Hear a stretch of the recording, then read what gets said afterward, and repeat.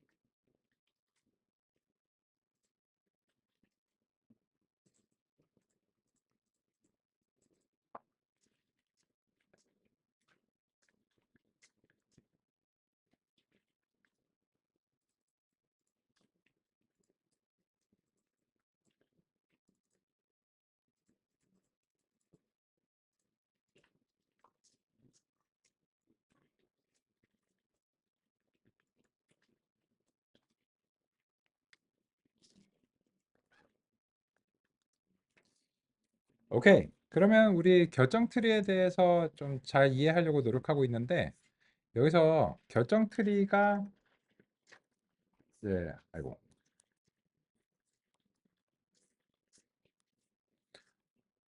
뭔가 이제 if SM을 만드는 이제 기준이 있어야 되는데 그 기준 자체가 다음과 같은 이제 손실 함수들입니다.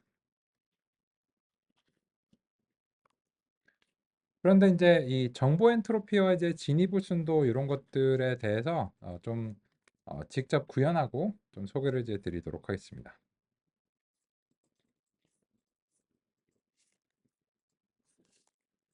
그러면 지금 보시면 샘플이 112개가 있는데 37, 38, 37이니까는 얘네들이 세 가지 유형이 다 섞여 있는 상태잖아요. 그러면 이 경우에는 불순도가 이제 높습니다. 그리고 구체적으로는 0.667이라는 숫자가 나왔는데요. 그러면 진입을 순도를 한번 정의하고 같이 이제 해보도록 하겠습니다.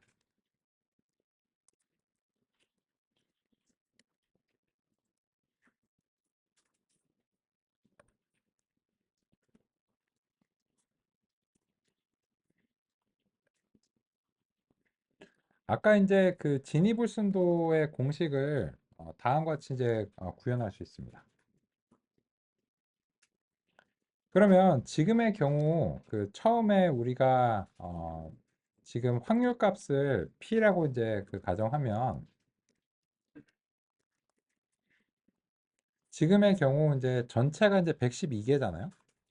이제 전체 이제 112로 나눠주는데 37, 38, 37 이렇게 되면 요 각각의 확률이 약 30% 정도 되는 겁니다. 그죠?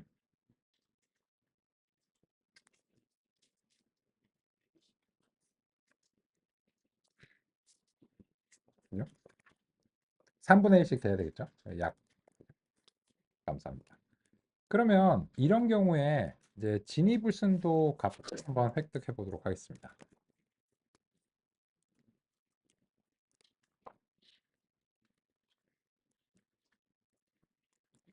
이제 미세한 부동 소수점이 있을 때는 이제 소수점 세 자리까지 보겠다. 뭐 이런 식으로. 그러면은 불순도가 0.667이 나옵니다. 이 공식에 따라서요. 다음과 같은 분포를 가정했을 때. 그러면 이 값을 어디서 봤나요?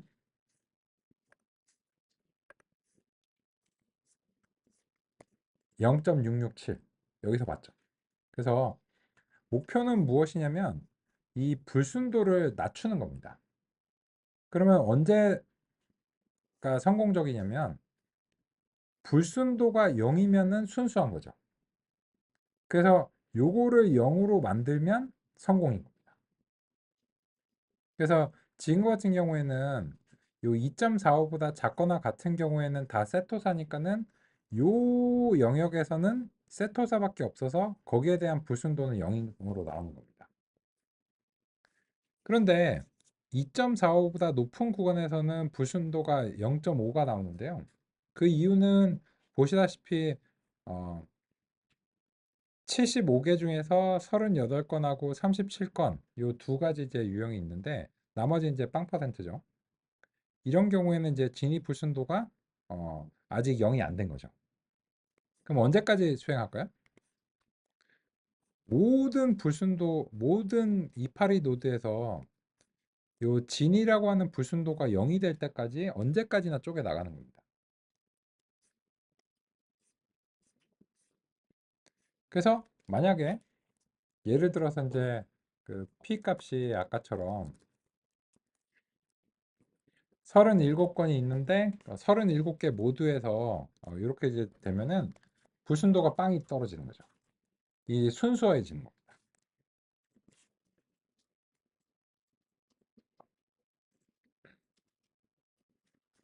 이게 그 결정 트리가 if else 문을 이제 왜 쪼개 나가야 되는가, 어떻게 쪼개 나가는가 라고 하는 것의 이제 주요한 근거라고 할 수 있습니다.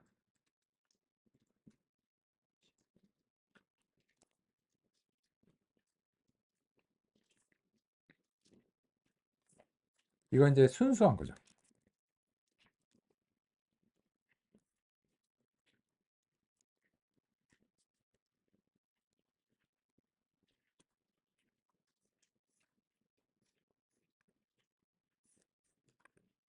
얘는 상대적으로 이제 불순한 거죠.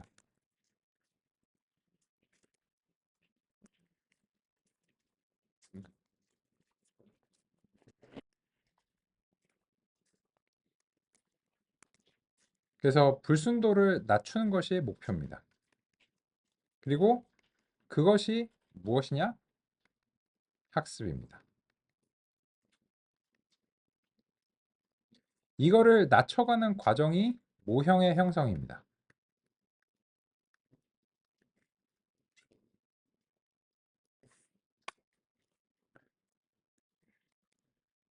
그러면 이제 우리는 이제 이러한 지표들이 어떤 것인지 알았는데,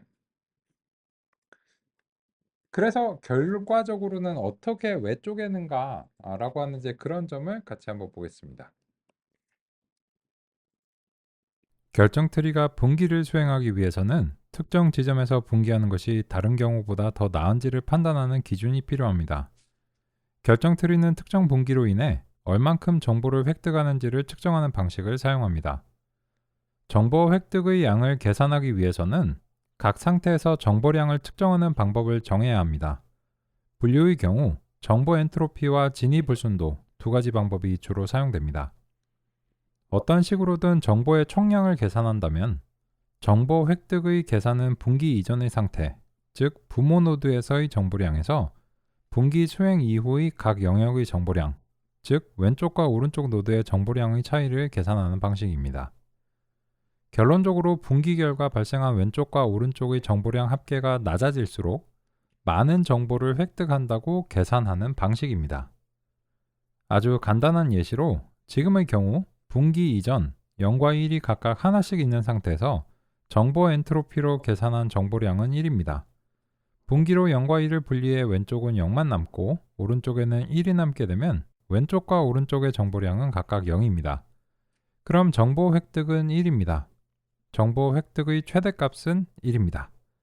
따라서 가능한 최대한의 정보를 획득했기 때문에 이러한 분기는 최적의 분기라고 할 수 있습니다. 그러면 이제 어떤 곳에서 나눴을 때 왜 나눴는가가 여기서 논의가 되는데, 그 이유는 최대한 불순도를 많이 낮추면 이전의 상태와 차이값이 최대한 커지겠죠. 그렇게 최대한 커지는 것이 이제 정보 획득이라고 정의가 됩니다. 그런데 어느 한쪽에서는 이제 순수하게 됐는데 다른 한쪽에서는 아직 그 일이 안 끝났을 수도 있잖아요. 그래서 이제 이 두 가지 모두를 이제 고려해서 얼마만큼 정보가 획득됐는지를 측정합니다. 그래서 구체적인 예시를 다음과 같이 준비를 했습니다.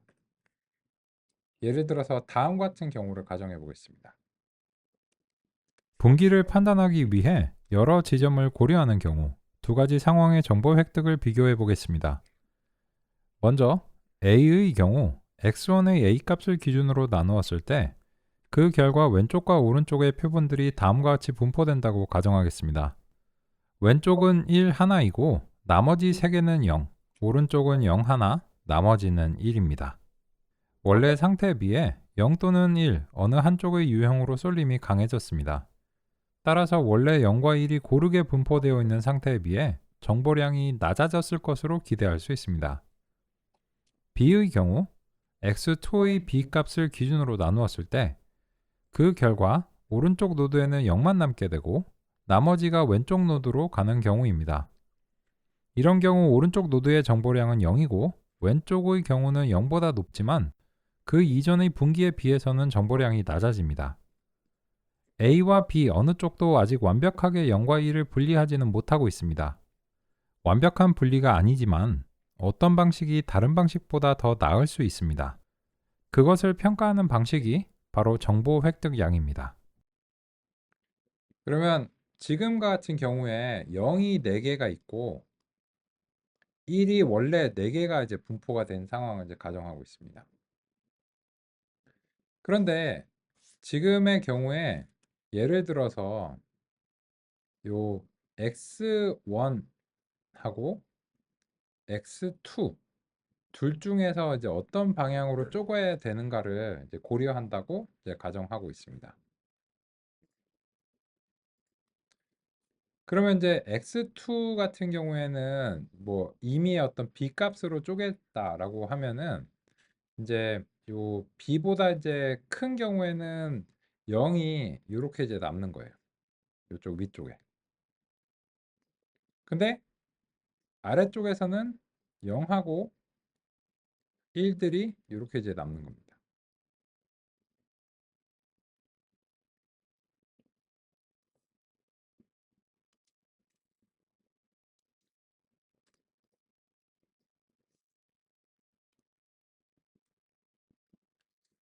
그러면 요렇게 이제 쪼갰을 때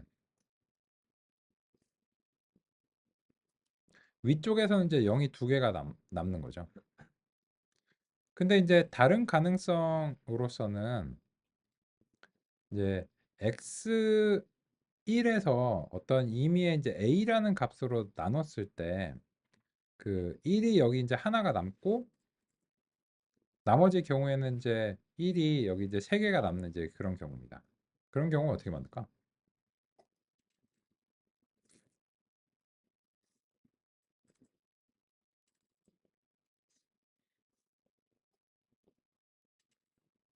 예를 들자면 뭐 요렇게 이제 쪼갠다라고 할게요. 어떤 임의의 이제 a 지점입니다.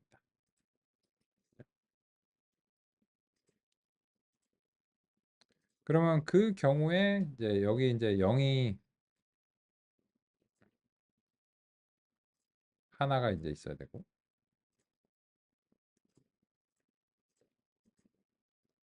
1이 3개가 있어야 되겠네요.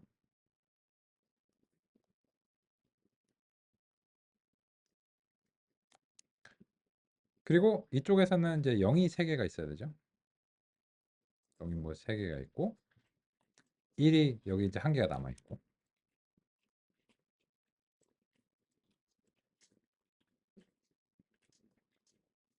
그러면 이렇게 되면은 이렇게 쪼갰을 때 0이 2개가 남아야 되니까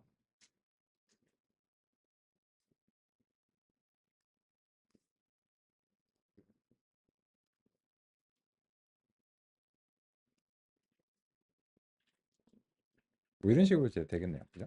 예를 들자면 그러면 이제 그 A 스타일로 쪼개서 각각 이제 0하고 1을 거의 대부분 분리했는데 하나씩 남기는 게 더 좋은지 아니면은 일단 한쪽은 다 순수하게 분리를 해놓고 나서 그 나머지를 몰아서 계속 쪼개내는 게 좋은지 A가 좋을까 B가 좋을까 이런 거를 이제 직관적으로 판단하기 어렵다는 겁니다. 그런 이유로 인해서 그 방금 전에 이제 그 정보 획득의 양을 측정을 해보면은 이 두 개를 이제 정량적으로 비교할 수 있다는 겁니다. 한번 해볼까요? A 분기의 경우 원래 상태의 분포에서 정보 엔트로피로 구한 정보량은 1입니다. 분기 수행 후 표본들의 분포에 따라 정보량을 계산하면 왼쪽과 오른쪽 모두 약 0.81입니다. 두 가지 분포 양상이 다르지만 각 유형이 3개와 1개로 동일하기 때문에 결과적으로 정보량 값은 동일합니다. 만약 어느 한쪽의 유형만으로 완벽한 분리가 수행됐다면 정보량은 0이 되고 이것이 분기의 최종 목표입니다. 이 경우 정보량 획득은 분기 이전의 정보량과 왼쪽과 오른쪽의 정보량 차이를 구해 계산합니다. 이때 왼쪽 오른쪽 정보량이 이전 부분 노드에서는 표본 개수 대비 얼만큼의 표본이 있는지를 반영해 줍니다. 이렇게 하여 표본의 개수가 상대적으로 많을수록 정보량이 더 많이 반영되도록 합니다. 왜냐하면 정보량 자체의 절대값이 커도 표본의 개수가 작으면 그것을 크게 반영하는 것은 의미적으로 올바르지 않기 때문입니다. 지금의 경우는 왼쪽과 오른쪽 모두 4개씩 표본이 골고루 나눠졌기 때문에 각 정보량 모두 0.5가 곱해집니다. 그 결과 정보량 획득은 0.19가 됩니다. 정보 획득의 최대값은 1.0이고 1.0에 가까울수록 품질이 좋은 분기입니다. 그러면 요거를 직접 한번 계산을 해보겠습니다. 근데 이제 여기서 계산된 거는 아까 이제 진위불순도 말고 그 정보 엔트로피라고 하는 지표로 계산이 된 겁니다. 이게 예전에는 사이클런에서도 결정트리에서 요게 기본값이었거든요. 근데 그 한 몇 년 전에 이제 진위불순도로 좀 바뀌었습니다. 비슷한데요. 근데 그 지표가 좀 다르긴 합니다. 요것도 그 같이 한번 구현해서 비교를 해보겠습니다. 그럼 이제 정보 엔트로피를 같이 한번 이제 그 구현해 보도록 하겠습니다. 이것도 이제 확률 값을 이제 주는데요. 여기서 이제 그 잘 제시가 됐네요. 이렇게 이제 하고 여기서 이제 그 로그로 변환을 수행을 하는데 이때 한 가지 이제 고려 사항이 또 있습니다. 로그 0이 마이너스 무한대로 빠져버리기 때문에 그래서 이제 요 마이너스 무한대로 빠지지 않게 10의 마이너스 6승 같은 아주 작은 값을 좀 이제 더해주는 뭐 이거 화려한 용어로 이제 라플라스 스무딩이라고 하거든요. 뭐 그런 거 이제 뭐 그게 중요하진 않고요. 그죠? 어쨌든 이제 이런 식으로 이제 그 계산을 해서 같은 확률에 대해서 약간 다른 값을 이제 한번 보겠습니다.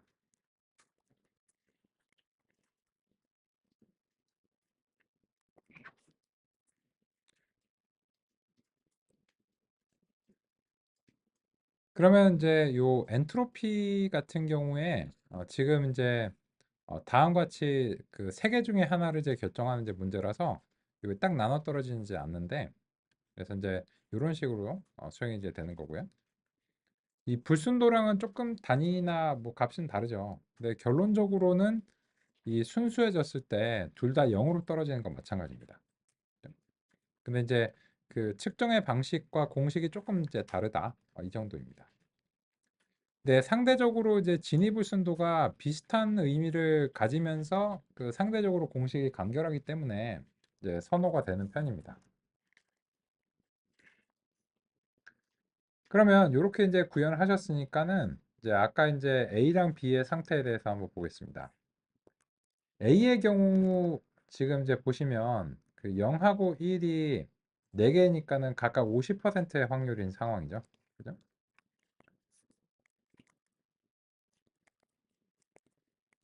그러면 이제 그 상황에 대해서 우리가 같이 한번 해보겠습니다. 그래서 이제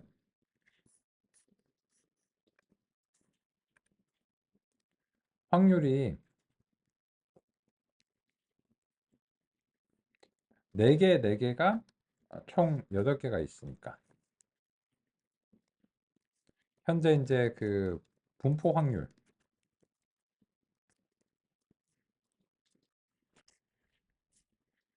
50%겠죠. 당연하게도. 그러면 이제 그 시점에서 이제 진위 불순도와 엔트로피를 한번 이제 보겠습니다. 요게 엔트로피가 약 그 불순도에 대해서 2배 정도 좀 큰 값을 갖습니다.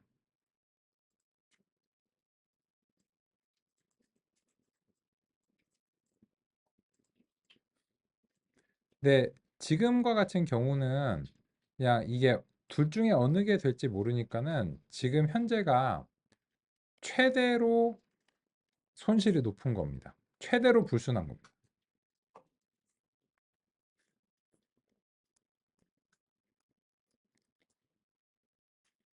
그런데 그러면 이제 A분기 이제 스타일에 대해서 얘기를 해보면 A분기가 어떤 식으로든 나눠서 결과적으로는 요 왼쪽에서 0이 3개, 1이 1개 남고 1이 3개 이제 0이 1개 남는 이제 이런 거잖아요. 그럼 이제 4개 중에 1개, 4개 중에 3개 이런 식으로 되니까는 그때 정보 엔트리 높이가 0.81이라고 합니다. 정말 그런지 한번 볼까요? 그래서 이제 P 레프트라고 할게요.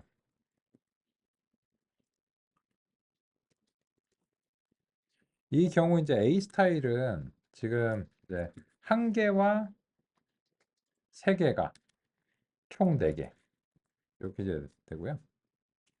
그리고 P 라이트는 이제 그 뭐 레프트 라이트가 바뀌었나? 이런 식으로 이제 되고요. 그러면 이제 이 왼쪽에서의 엔트로피를 한번 구해 보겠습니다.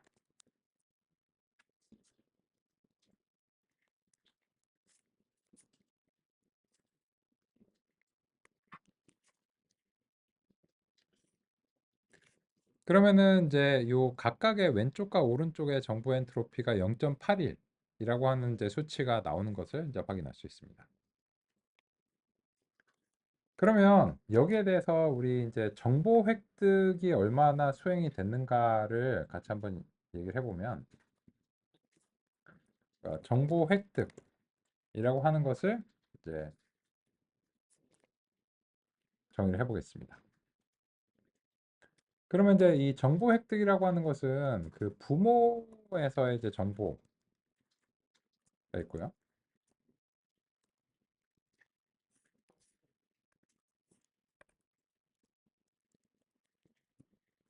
부모 노드하고 왼쪽하고 이제 오른쪽에서의 그 정보량들이 이제 앞서서 이제 다음과 같이 이제 획득이 되고요. 그럼 이제 부모의 정보량에서 왼쪽하고 오른쪽에 이제 정보량을 이제 빼주는 겁니다.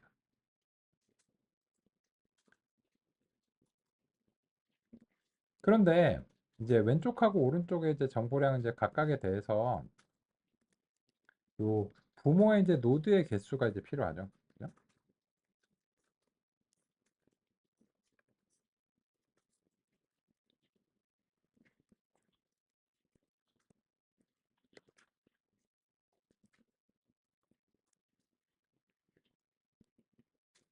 그래서 이제 요 값 자체를 부모의 이제 그 표본수로 나눠주고 왼쪽하고 오른쪽의 정보량 자체는 여기 이제 길어지니까는 그냥 함수로 만드는 게 낫겠네요.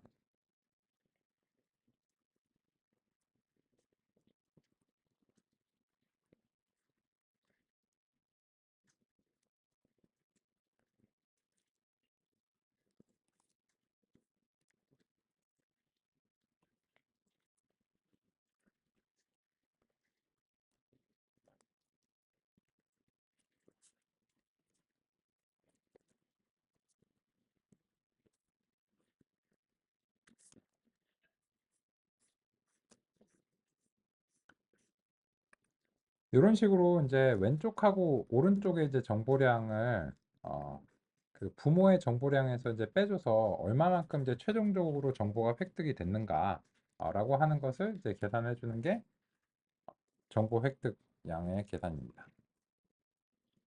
이제 공식을 그냥 뭐 그대로 구현을 하면 이제 다음 것 같습니다.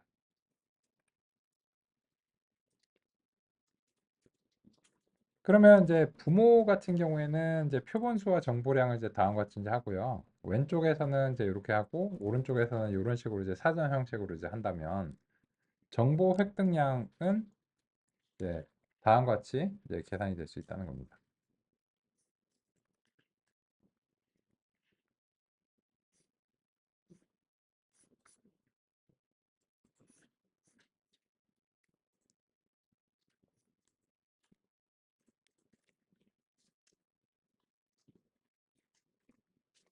요 공식은 이제 이렇습니다. 부모의 정보량, 이 정보량을 계산하는 방식은 방금 전에 이제 엔트로피로 하셔도 되고요. 또는 그 아까 이제 처음에 소개해드린 이제 진위로 하셔도 돼요. 그 뭐 방식이야. 이 정보 엔트로피 할 건가 진위로 할 건가 우리 그냥 정하면 되는 거고요. 거기서 이제 그 왼쪽하고 오른쪽의 정보량을 이제 빼줘야 돼요. 그런데 얘네들에 대해서 그 뭘 고려를 해야 되냐면 부모가 표본의 개수가 있으면 왼쪽하고 오른쪽에 이제 표본의 개수가 이제 달라지니까는 여기서 이제 정보량을 이제 구할 때 표본의 개수를 고려할 수밖에 없습니다. 확률값 자체만 고려하면 안 되고요. 그래서 여기서 이제 그 부모의 노드의 개수 분의 왼쪽 노드의 개수로 이제 나눠줘야 되고요. 여기서도 마찬가지로 이제 부모하고 이제 나눠줘야 되는데 이제 공식을 좀 깔끔하게 이제 쓰려고 노력하면 그래서 이제 왼쪽 노드 샘플의 이제 개수를 곱해줘야 되고 오른쪽 노드의 샘플의 개수를 곱해주고 전체적으로 부모 노드의 개수로 이제 나눠주려고 하는 겁니다. 이게 정보 획득의 양입니다. 그래서 지금과 같은 방식으로 이게 현재 A 스타일이죠.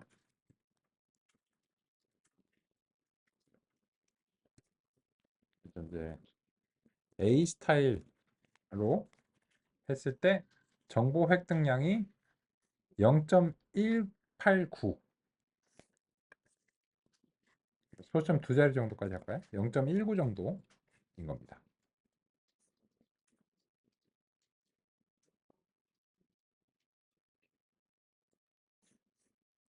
그래서 실제로 0.19라는 수치를 이제 획득을 했습니다. 그런데 이제 B 스타일을 한번 같은 방식으로 살펴보겠습니다. 비분기의 경우 오른쪽에는 0 2개가 분포하고 왼쪽에는 나머지가 분포하는 방식입니다. 이 경우 오른쪽은 정보량이 0이 됩니다. 왼쪽의 경우는 정보 엔트로피로 계산한 정보량이 0.92입니다. 그럼 A의 경우 양쪽 모두 0.81이었던 것에 비교해 현재의 경우는 왼쪽 노드의 정보량이 A일 때보다 높습니다. 하지만 정보 획득량을 계산하면 0.31이 되어 이전의 0.19보다 커지기 때문에 결과적으로 B분기가 A분기보다 품질이 좋다고 할 수 있습니다. 정리하자면 각 영역의 정보량은 낮을수록 좋고 분기로 인한 정보 획득량은 높을수록 좋습니다. 분기로 왼쪽과 오른쪽의 정보량을 낮출수록 정보 획득량은 커집니다. 어느 특정한 분기에서는 왼쪽 또는 오른쪽 노드의 정보량이 다른 방식으로 했을 때보다 더 커질 수도 있습니다. 하지만 그렇다고 해서 해당 분기가 반드시 잘못되었다고 할 수는 없습니다. A와 B의 경우로 비교하여 살펴본 것처럼 왼쪽 오른쪽의 정보량이 완벽하게 0이 되지 않는 경우 왼쪽 오른쪽 정보량을 표본의 개수로 정규화한 합계로서 정보 획득량을 종합적으로 평가해야 하기 때문입니다.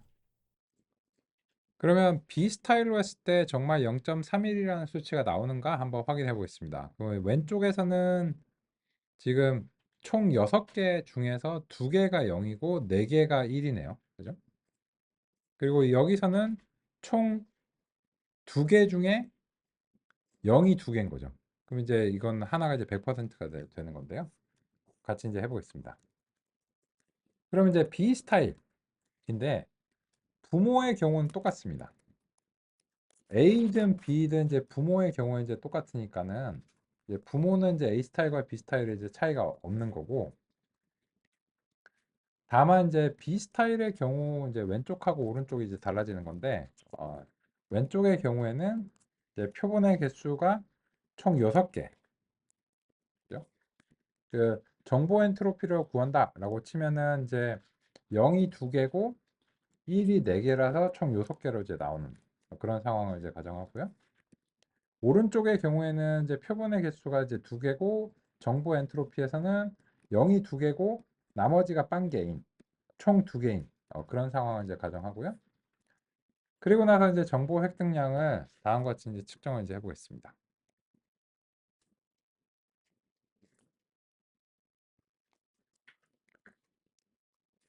그래서 결론적으로 보시면 A 스타일의 정보량은 0.19인데 B 스타일의 정보량은 0.31로 A보다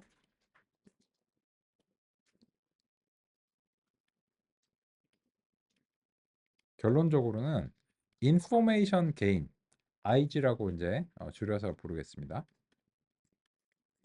B 스타일의 분기가 정보 획득량이 더 높기 때문에 결과적으로 이런 스타일로 쪼개는 것이 A에 비해서 더 바람직하다라고 결론을 내는 것입니다.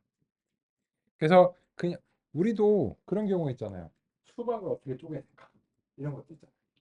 어떻게 쪼개야 더 바람직하게 쪼갤까 이런 건데 우리 이게 감으로 쪼개는 거고 얘는 이제 구체적인 수치를 이제 기반으로 다음과 같이 결정하는 것입니다.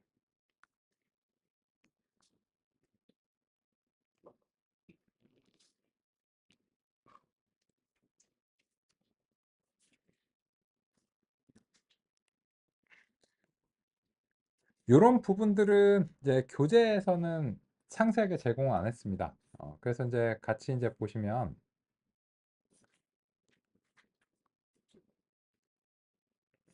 여기서는 이제 간단한 서술로만 이제 하고 있는데요.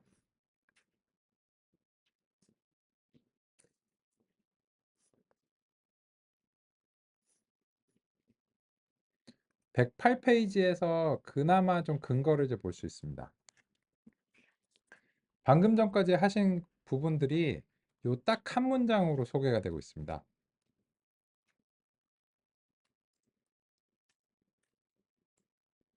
이게 그 소개해드린 정보 획득의 극대화입니다.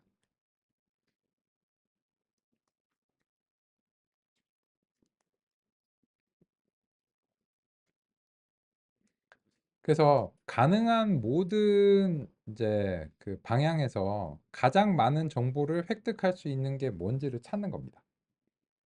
X1에서 쪼개야 될까? X2에서 쪼개야 될까? 그리고 X1이라면 X1A일까? X1B일까? 이런 것들을 이제 고민하는데 그걸 이제 구체적으로 정확한 수치로서 이제 비교를 하는 것이 이제 정보 획득량입니다.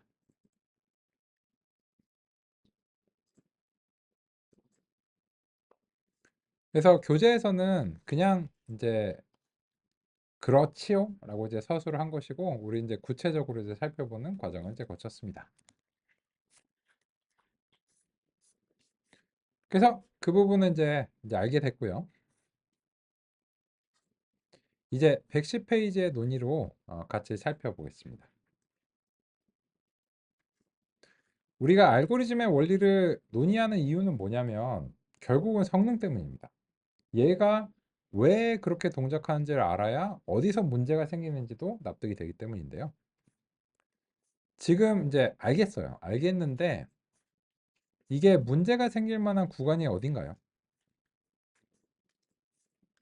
보시면 이제 우리가 모든 결정 경계를 다 그려놨는데 여기서 이제 문제가 될 만한 부분을 한번 보겠습니다. 여기 보시면 요 이상치라고 봐야 되죠. 요 이상치 하나 때문에 이쪽 영역이 다 파란색으로 나와요. 그래서 우리가 x유를 여기다가 하나 삽입을 하자. 이 구간 어디에서도 하나 삽입을 하면 얘는 파란색이 돼요. 그래서 여기가 실제 테스트 데이터가 초록색이 됐는데 얘도 파란색으로 색칠할 겁니다. 이건 테스트 데이터이기 때문에 지금 이제 공표를 이제 해놨는데 그 실제로 이제 이 테스트 데이터에 대해서 예측을 시켜보면 얘는 이제 파란색이 돼요. 근데 그게 만약 그러면 이 문제가 생기는 이유가 없어요. 결정 트리가 모든 이 탑이 너무나 순수해질 때까지 언제까지나 분기를 수행했기 때문에 그래서 절대 포기를 안 합니다. 너무 지역적인 것들에 민감합니다. K도 그런 거죠. 하나 이뉴스 하나만 보니까 이상치가 없는 결정 트리도 이런 방식으로 쪼개면 너무 민감. 남의 말 너무 많이 들었으니까는 여기서 이제 그 새로운 데이터 포인트를 하나 삽입을 해볼까요? 그래서 결정 경계제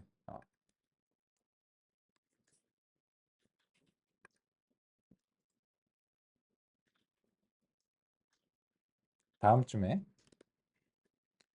x 뉴를 한번 규정을 해보겠습니다. 그뭐 얼마를 할까? 4, 4.5, 4.0 정도 한번 찍어보겠습니다.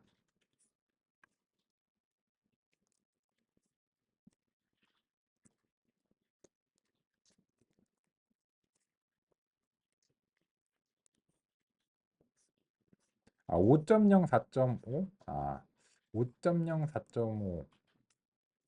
아까 이제 했던 거. 그것도 괜찮긴 한데요. 아까처럼 이제 그 아까 그 KNN에서 찍었던 그 X 뉴들을 한번 다시 한번 예측을 시켜 보겠습니다. 그래서 이제 훈련된 아이리스 트리한테 예측을 수행하라고 하고요. 그리고 이제 그 새로운 데이터 포인트에 대해서 어떻게 예측을 했는가도 같이 한번 이제 찍어 보도록 하겠습니다.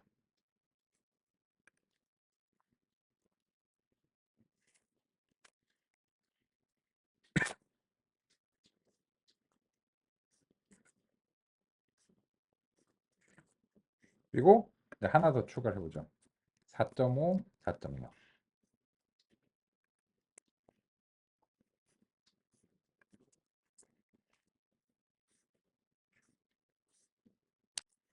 그래서 이제 결정 트리의 결정 경계가 형성이 되고 나서 그 이제 훈련이 된 시점이죠.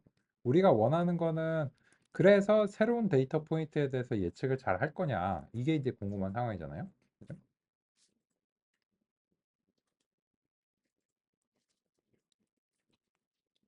그래서 이제 그 훈련된 결정 트리한테 새로운 데이터 포인트를 예측해 보라고 하고 그리고 이제 새로운 데이터 포인트를 유형별 색상을 삽입을 해서 실제로 이제 그림을 그려봤습니다.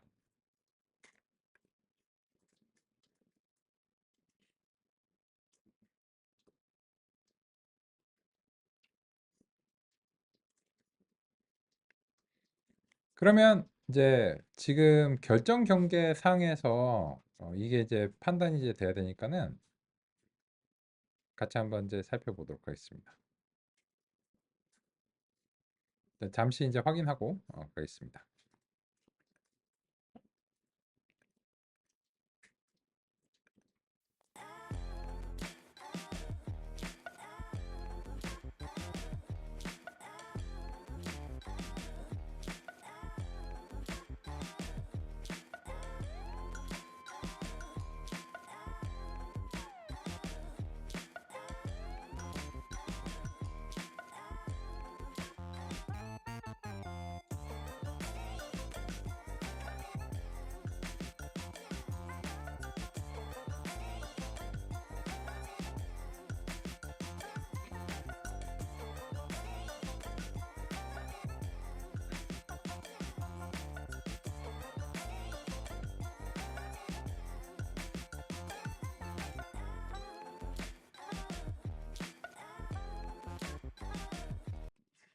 같이 한번 볼까요? 그러면 이제 세 개의 데이터 포인트를 새롭게 제시를 했는데 5.0, 2.0은 아쉽지, 그죠? 이건 예잖아요, 그죠? 이거는 뭐 그냥 요 아래쪽에 있으면 무조건 뭐 빨간색이겠죠. 그래서 이제 이건 이제 쉽고 그 다음에 이제 두 번째 포인트는 5.0, 4.5. 아까 이제 여기 이제 그 KNN의 원리를 소개해드리기 위해서 이상치 바로 옆에다가 붙여놨잖아요. 근데 이번에는 결정 트리에서는 다행스럽게도 요거랑 요게 굉장히 가깝긴 한데 여기서 딱 나왔어요. 그러다 보니까는 얘가 아슬아슬했지만 어쨌든 초록색으로 된 것을 확인할 수 있습니다. 그런데 문제가 뭐냐면 얘 하나 때문에 요 영역 전체가 파란색으로 날아간 겁니다. 그래서 이 영역에서는 어디에서 새로운 데이터 포인트를 찍어도 무조건 다 파란색이 될 겁니다. 그러니까 이거는 뭐랑 비슷하냐면 그 바둑에서 이게 신의 한 수를 딱 보가지고 이 영역을 다 잡아먹는 것과 비슷합니다. 얘 때문에.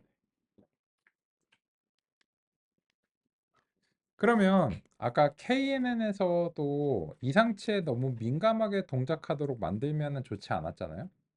마찬가지로 혀 짧은 소리가 났네요. 결정 트리 같은 경우에도 이상치에 좀 덜 민감하게 만들어야지 얘가 성능이 올라갈 가능성이 있다는 겁니다. 그러면 어떻게 해야 될까요? 예를 들어서 이게 적당히 이렇게 자르게 여기서 이제 그만두게 만들면은 오히려 덜 민감하게 될 수 있습니다.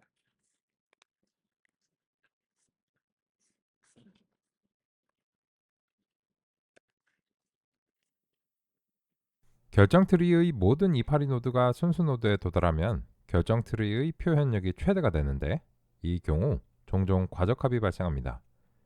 표현력을 규제하여 과적합 개선을 시도할 수 있습니다.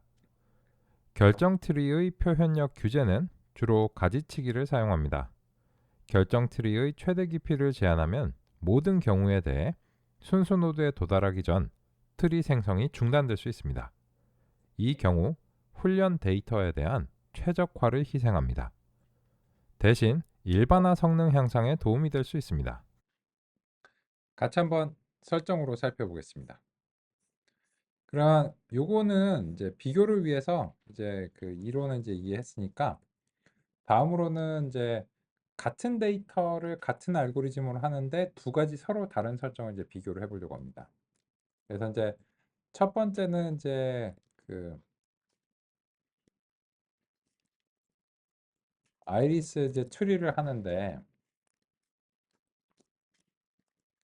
최대 깊이를 제한하지 않은 것이 기본 설정입니다. 요거는 설정을 안 하시면은 이렇게 이제 되는 거고요. 이제 깊이 제한이 이제 왜 없으면 깊이 무제한인 거고요. 그런 경우에 이제 그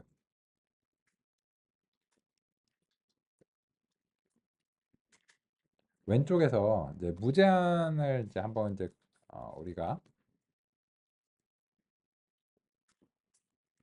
X 트레인에 대해서 하고 이제 플랫 트리를 다음과 같이 이제 해보도록 하겠습니다.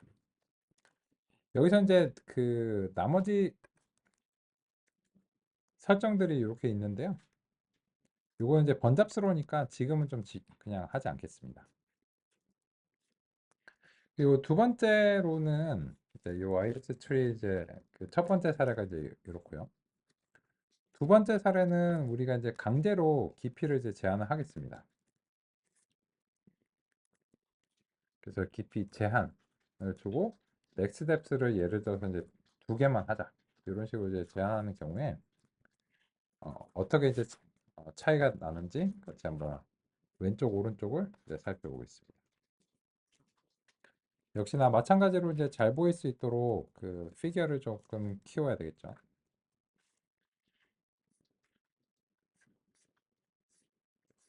지금은 이제 그 깊이 제한 자체에만 이제 집중하기 위해서 그 플라트리에서 다른 설정을 이제 하진 않겠습니다. 네, 보시면 여기서 이 부분은 반복입니다. 그럼 차이가 뭐냐면 맥스 뎁스를 제한하냐 제한하지 않느냐 이 두 가지 차이고 왼쪽과 오른쪽에서 이제 제한된 것과 제한되지 않은 것을 각각 이제 출력을 해봤습니다.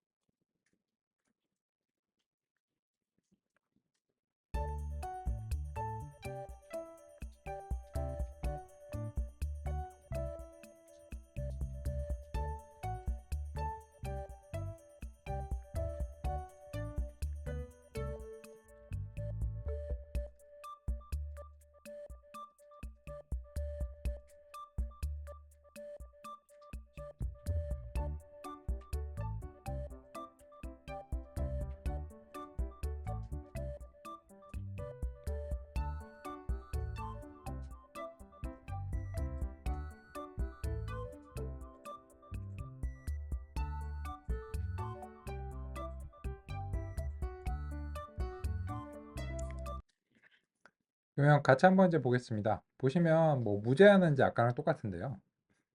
그 제한을 두면 어떻게 되는가가 이제 관건입니다. 제한을 두면 이게 루트는 이제 0층이고요. 1층, 2층 이렇게 이제 두 개 층으로 이제 제한을 했는데 여기서 보시면 얘는 순수해졌으니까 얘는 문제가 아니에요. 얘는 어차피 여기서 끝날 거였거든요. 원래도. 근데 요 그 마지막에 요 중간은 불순합니다. 왜냐하면 여기 섞여 있고 진이가 0보다 크죠. 그죠? 그런 이유로 인해서 불순하니까 원래는 쪼개야 돼요. 근데 우리가 강제로 제한을 딱 준 겁니다. 아, 아니야, 아니야, 그만해. 그죠? 최대 깊이를 여기서 딱 제한한 겁니다. 오, 여기서 더 가야 되는데 아니야, 아니야, 이거 티끌이야, 티끌. 이런 거 잡자고 하다가는 이제 그 뭐 벼룩 잡으려다가 초가삼나간 태운다 뭐 이런 옛날 속담 있잖아요. 약간 그런 느낌인 거예요. 그냥 여기서 그만해. 야, 이런 뭐 티끌 같은 거 신경 쓸 필요 없어. 그냥 대체적으로 이거는 사실상 그냥 버지니카로 봐야 돼. 이런 식으로 한다면 예전에 우리가 작성했던 if else문하고 이제 비슷하다는 겁니다. 근데 그런 것들이 왜 되어야 하는가라고 하면은 결국 이제 시험 점수가 더 오를 가능성이 있다는 겁니다. 정말 그런지 이제 한번 살펴볼까요?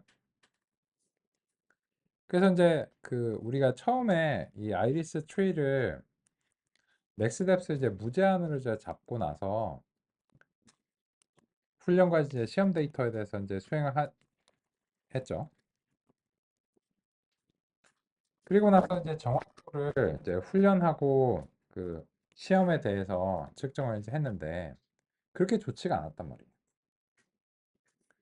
그런데 여기서 이제 그 최대 깊이가 얼마인지를 이제 보는 거죠.